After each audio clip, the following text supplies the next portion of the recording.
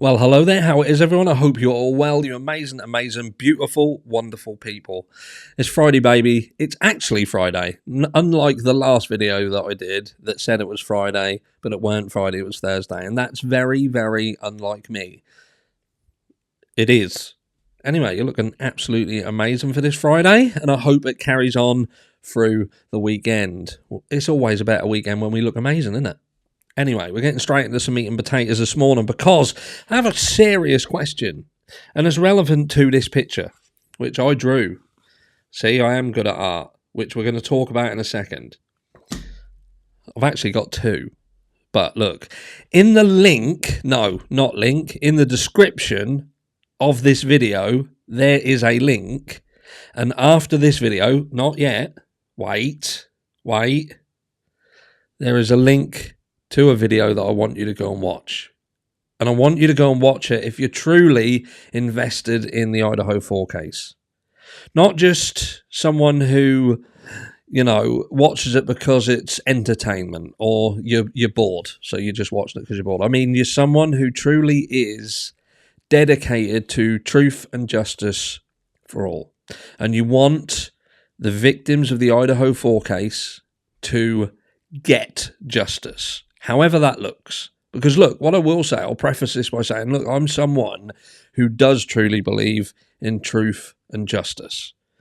Now, I might sit here and many people may think that I'm pro-Burger. Do you know what I mean? I'm pro-Brian. And it's not about being pro-Brian.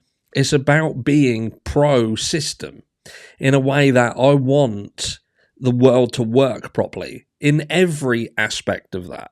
I've always been the same. I want things to work right. When I go somewhere to have something done or to do something, whatever that service is, whatever is going on there, I want it to work right. It's not just the law, it's everything.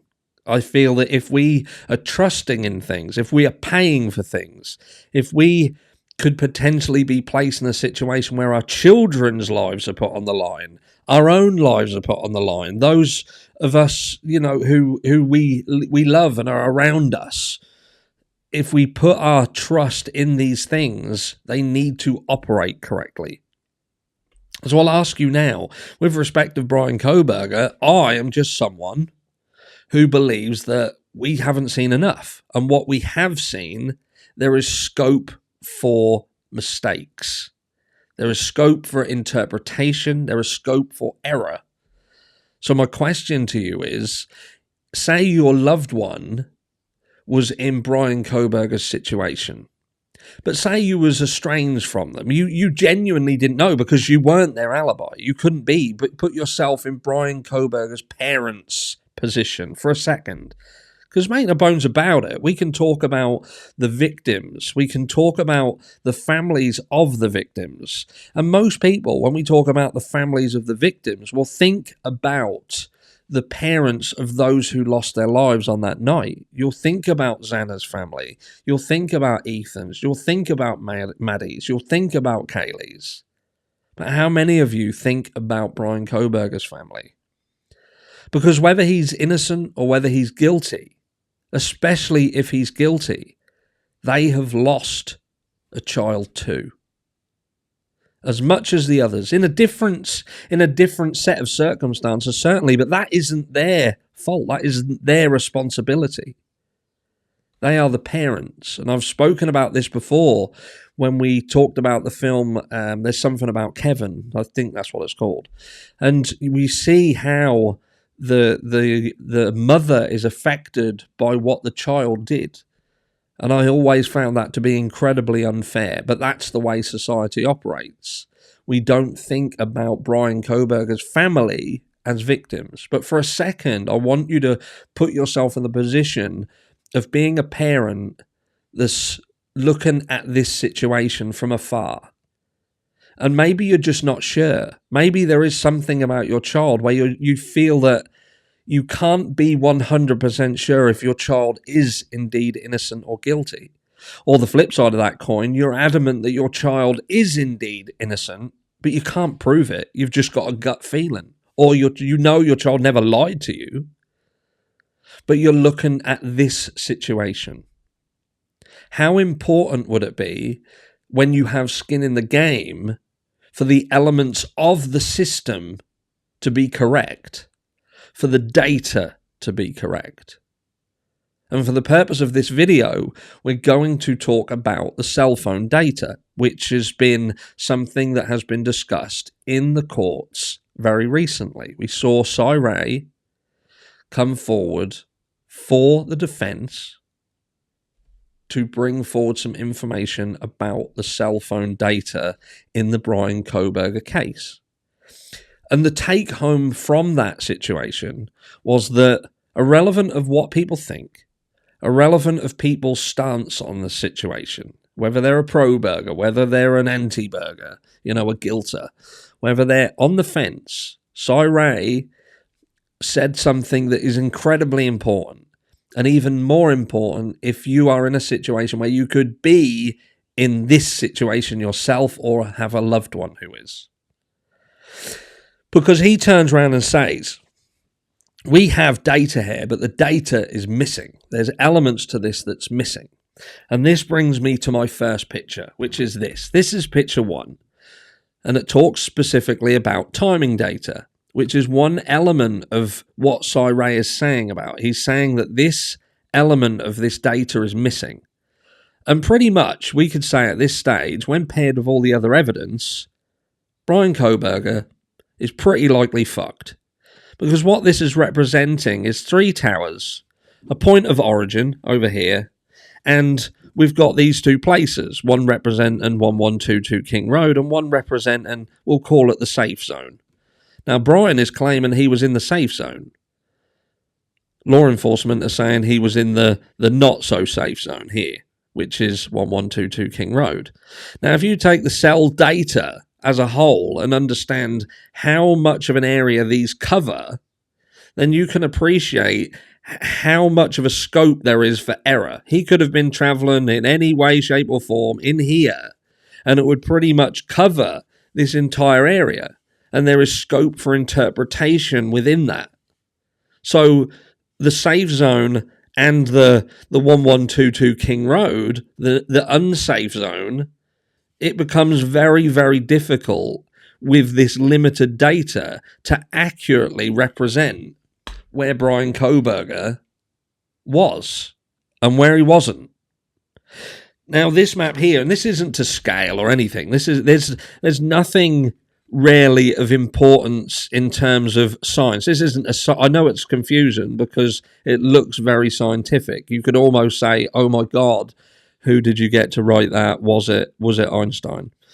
But what I'm saying to you is, with this data, with this one piece of data here, the timing data, the accuracy improvement on that could prove the PCA wrong. Could very much lead to being able to interpret whether Bryan Coburger turned left and went to Moscow, Idaho, or turned right and went away from Moscow, Idaho. And how does it work? Well, it works by measuring the time it takes. Measuring the time it takes for a signal which travels fucking fast to go from tower to phone.